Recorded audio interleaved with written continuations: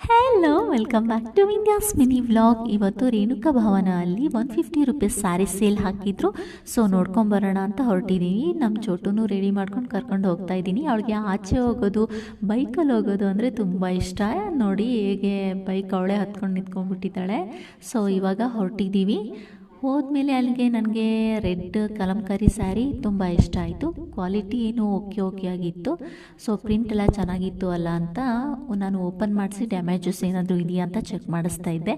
ಆ ಅಂಕಲ್ಲು ಆ ಸ್ಯಾರಿದು print all over sari ಕಂಪ್ಲೀಟಾಗಿ ಪ್ರಿಂಟ್ ಇತ್ತು. ಅದನ್ನು ನೋಡಿ ಇದು 150 ರುಪೀಸ್ ಅಲ್ಲ 200 ರುಪೀಸು ಅಂತಂದರು.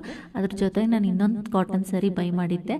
ಸೊ ದಟ್ ನನಗೆ ಎರಡೂ ಬೇಡ, ನಿಮ್ಮ ಸ್ಯಾರಿನೇ ಬೇಡ ಅಂತ ನಾನು ಹೊರಗಡೆ ಬರ್ತಾಯಿದ್ದೆ.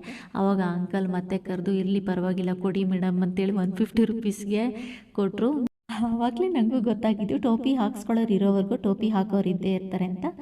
Okay fine. ನೆಕ್ಸ್ಟ್ ಅಪ್ಕಮಿಂಗ್ ವೀಡಿಯೋಸಲ್ಲಿ ಈ ಸ್ಯಾರಿನ ಯೂಸ್ ಮಾಡಿಕೊಂಡು ಹೇಗೆ ಡ್ರೆಸ್ಸಸ್ ಆಗಿ ಕನ್ವರ್ಟ್ ಮಾಡ್ತೀನಿ ಅನ್ನೋದಾಗಿರುತ್ತೆ. Until then keep watching. Thank you. Bye bye.